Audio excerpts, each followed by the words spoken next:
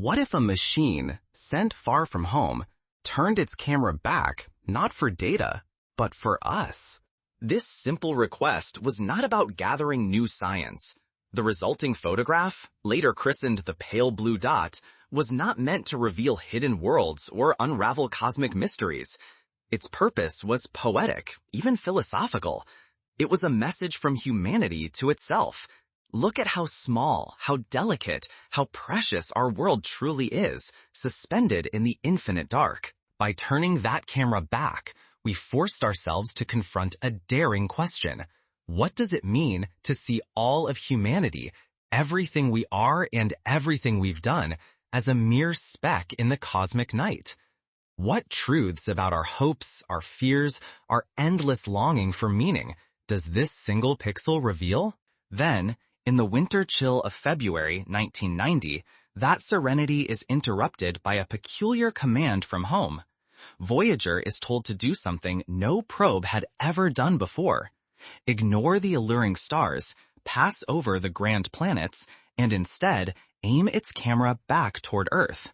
Not to observe Jupiter's swirling storms or Saturn's icy rings, as it was designed, but to catch a fleeting glimpse of the only place where every single story, every life, every hope and heartbreak has ever unfolded. Picture, if you will, a lonely spacecraft, a machine named Voyager, drifting for decades, now billions upon billions of miles beyond the sun's last planet, wrapped in the kind of silence that only deep space can offer. Imagine the darkness stretching in every direction, the solar wind barely a whisper, and Voyager coasting through this ocean of emptiness, farther from Earth than any human-made object before it. For years, its mission had been to race outward, to scan new worlds, to relay wonders and mysteries from the planets that circle our sun. To truly grasp why this image matters so deeply, let us follow Voyager's path and the visionaries who dared to ask for this impossible portrait. To understand how the pale blue dot came to be, we must begin with Voyager's improbable journey and the remarkable minds who shaped its mission. If we overlook moments like this, we risk losing a rare vantage point on our shared story. We risk forgetting that, set against the immensity of the universe, our conflicts diminish to nothing. Our divisions become trivial. The real danger is not in seeing how small we are, but in refusing to learn the lesson that such smallness brings. Why did some of humanity's brightest thinkers plead with a dying spacecraft millions of miles from home to use its last breath of power on a photograph few even expected? The answer lies at the very edge of the solar system, where Voyager, a creation of human hands, plunges away from the sun at speeds that would be unimaginable on Earth. No probe has ever traveled farther, nor carried our hopes so deep into the unknown. But as their primary missions ended, the question arose, what should Voyager do next? Its cameras, battered by cosmic rays, were scheduled to be powered down to preserve precious energy for the instruments that would study the emptiness between the stars. At this crossroads, astronomer Carl Sagan made a radical suggestion. He urged NASA to turn Voyager's gaze homeward, to capture a family portrait of the solar system, including Earth as seen from the outer darkness. Voyager was never designed for this challenge. Its camera was built to photograph nearby moons and planets, not a home so distant it would barely register. The risk was immense. The sun, even at that distance, could damage the delicate camera sensors. The Earth would appear so faint, so close to the blinding glare of sunlight that it might not be visible at all. But this request was not about technology or discovery. It was about perspective, about seeing ourselves as we truly are. Voyager's journey is a story of ingenuity, risk, and relentless curiosity. In the late 1970s, two twin spacecraft, Voyager 1 and Voyager 2, were launched on a grand tour of the outer planets. Their path was timed to take advantage of a rare planetary alignment, an event that occurs only once every 176 years, allowing them to slingshot from world to world using each planet's gravity to gain speed. Their mission? To unveil secrets about Jupiter, Saturn, Uranus, Neptune, and beyond. Each flyby delivered a cascade of discoveries: volcanic eruptions on Io, intricate patterns in Saturn's rings, the swirling blue storms of Neptune. These revelations transformed our knowledge of the solar system and redefined our place within it. Even as Voyager's cameras were shut down forever, it carried a silent message onward, not meant for us, but for anyone or anything that might one day discover our tiny emissary to the stars.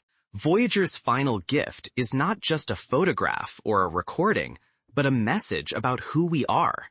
What did we choose to send out into the deep, and what does it say about us? What emerged from this bold experiment was a single, haunting image. In the photo, Earth is nothing more than a pale fleck, a ghostly dot suspended in a shaft of sunlight. It is not the center of the universe, not even the center of its own photograph, but almost lost, a pixel among billions, fragile against the void. That dot contains every war ever fought, every family raised, every moment of joy or fear. In one glance, all our borders, flags, and boasts are erased, replaced by a sobering sense of unity and vulnerability. Seeing ourselves from such a distance is not just poetic, it is essential.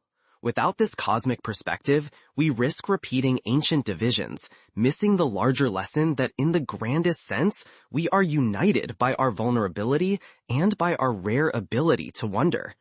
Think of the first time ancient humans looked up at the night sky and realized the stars were not just pinpricks of light, but other suns.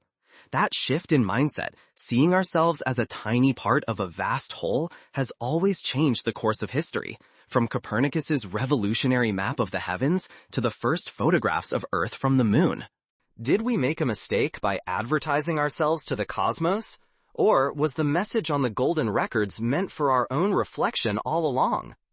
Launched aboard the Voyager spacecraft, these golden discs are more than artifacts. They carry music, greetings in dozens of languages, and a map pointing straight to Earth, a shimmering snapshot of who we are and who we hope to become. Yet some worry, was it reckless to reveal our location to the unknown? Science fiction writers have conjured tales of alien threats, like the cautionary warnings in stories such as The Three-Body Problem. But reality is quieter and, in some ways, more daunting. The gulf between stars is so immense that even the fastest spacecraft ever built would take tens of thousands of years to reach the nearest one. The odds of anyone, or anything, intercepting Voyager, let alone deciphering its message, are so remote as to be almost non-existent within any timescale we can imagine. The golden records are etched with greetings in 55 languages, from ancient Akkadian to modern English and Chinese. They carry the laughter of children, the sound of waves crashing on a shore, the rumble of thunder, and the chirping of birds. They contain masterpieces of human music, Bach's Brandenburg Concerto, traditional songs from Peru and Japan, Chuck Berry's Johnny B. Goode. There are photographs and diagrams, scientific formulas, and anatomical sketches, even a recording of a mother saying hello to her newborn child. These choices were not random.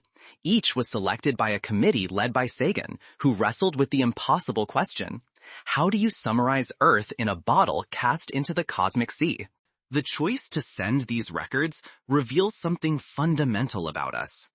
We are staking our reputation not just to the cosmos, but to future generations, on what we chose to share, and on how honestly we captured our humanity. The golden records are a mirror, reflecting our achievements and hopes, our flaws, and our desire to be remembered. Just as an heirloom letter or an old photograph can move us generations after it was created, so too might these records one day offer a window into who we once were. But even the most beautiful message cannot escape the passage of time. The Voyagers ride on, powered by fading energy, drifting farther from home. What becomes of our cosmic greeting when the last signal flickers out and the spacecraft falls silent? Still, the legacy of Voyager endures, not just in distant space, but within us. Its journey invites us to ask, what story do we want the universe and our own descendants to remember. Consider the parallel of messages left in ancient times, clay tablets buried for millennia, stone carvings on cave walls. Most were not meant for us, but for their own communities or for the future. Some were lost forever, others rediscovered by accident. The golden records might serve a similar purpose. Perhaps then, these records are not a beacon for distant civilizations, but rather a message for ourselves. Maybe their truest audience will be our descendants, centuries or millennia from now, who might one day find Voyager drifting in interstellar dusk. What will they hear in those greetings and melodies? What will it mean to listen to voices and music from a planet that may have changed beyond recognition? What will they hear? What will it mean? Yet the Voyagers themselves do not stop. Even as their transmissions die, the Odyssey goes on. These slender metal messengers will glide through interstellar space, not for a handful of years, but for tens of thousands, maybe even millions of years. They will float in silence, untouched by any hand, slipping further from Earth with every hour. After the last faint signal slips away, does the journey truly end, or does it become something even greater? The truth is, when the Voyager's tiny plutonium hearts finally cool to silence, their voices will vanish. No more messages across the starless dark, no more secrets whispered home. The power that once kept circuits alive and signals pulsing will dwindle to nothing. Each probe will drift, voiceless, unable to turn, unable to call back. Long after continents have shifted and languages have faded into dust, the Voyagers will persist. Even when the sun has dimmed to a pale ember, these silent craft may still wander the void, outlasting nearly every other trace of us. They become testaments, mute, yes, but unbroken, of who we were and what we dared to imagine in the quiet of our world. Could someone or something ever find them? Statistically, the odds are almost unimaginably small. A random meeting with another star system or civilization is possible, just barely, but in the cold expanse, it is as unlikely as a message in a bottle crossing all the world's oceans and washing up at a stranger's feet. For the most part, they will drift alone, nearly indistinguishable from the endless debris and relics between the stars. But their voyage is more than a testament to our technology. It is a reflection of who we are and what we choose to value. The Voyagers force us to reconsider our place in the cosmos and what truly matters on our fragile world. Perhaps the most profound recipient of Voyager's message is not an alien civilization, but humanity itself. Perhaps our legacy is not measured by monuments or written records, but by these lonely artifacts, wandering the emptiest places between suns. In the end, maybe what survives is not what we hoped would be seen, but what we left behind, simply because we cared enough to send it. We can draw a parallel to the countless artifacts humans have sent across oceans and deserts, sometimes lost for centuries, before being found and cherished as treasures of forgotten ages. The Dead Sea Scrolls, thought lost forever, were uncovered by chance in a cave. The Antikythera mechanism, a mysterious ancient Greek device, lay at the bottom of the sea for 2,000 years before modern divers discovered it. Similarly, the Voyagers may one day become the ultimate time capsules, awaiting discovery by some future intelligence, or perhaps by our own descendants, journeying back into the night. Voyager's long journey and that haunting pale blue dot image remind us that every one of us shares a single, fragile home. In that faraway photograph, we are not defined by borders or disputes, but by our common existence on a tiny world floating in endless darkness. When we send art or music into the unknown, like the Golden Records or that backward glance at Earth, we reveal the essence of who we are. The gesture matters less for its distant audience, and more because it declares our hope, our restless curiosity, and our drive to reach out, even when no answer is guaranteed. These acts make us who we are, reminding us that meaning is a gift we create, even in silence. That image, a pale speck suspended in a sunbeam, forces us to face our own impermanence. It asks, what will we do with our brief moment on this tiny dot? Will we waste it in conflict or recognize our rare fortune and choose to cooperate? Voyager's perspective humbles us, but it also dares us to rise above old divisions and see ourselves as one interconnected family.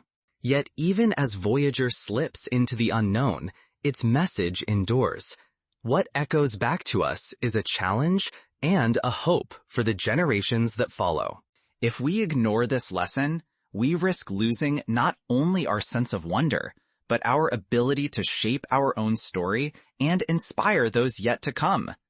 The real worth of Voyager's message is measured not by how far it travels, but by how deeply it transforms us, here and now. Every sacrifice for this mission, every sleepless night, every painstaking calculation, every year spent waiting, has value if it makes us cherish our world and each other a little more. Voyager's endurance is proof of our longing to reach beyond, but its truest legacy may be the mirror it holds up, urging us to protect the only home we have ever known. Should we turn away from this lesson, we shrink, confined by division, by short-sightedness, by neglect. But if we listen, we grow, not just in knowledge, but in empathy, in courage, and in the stories we pass on. If we let this vision take root, everything can shift. We hold the power to act with awe, to treat each day as precious, and to feel the urgent weight of caring for one another and for Earth itself. It is not enough to applaud Voyager's daring. What matters now is how we live, knowing how small and irreplaceable our home truly is. The true end of Voyager's journey begins with what you choose to do after glimpsing the pale blue dot. That faint spot, nearly swallowed by a beam of sunlight, is not just a photograph. It is a provocation. It presses us to recognize ourselves, not as rivals or strangers, but as a single, delicate community spinning together on the only world we have. So, what practical steps can we take in light of this cosmic perspective? First, we can nurture a sense of planetary stewardship. Like the astronauts who saw the whole Earth from the moon and returned with a new passion for conservation, we can let the pale blue dot inspire us to protect our environment, to value clean air and water, to guard the delicate balance that sustains life.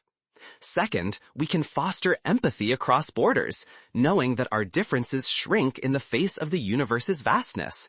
Third, we can invest in education and scientific curiosity, ensuring that future generations continue to look outward and inward with wonder and humility.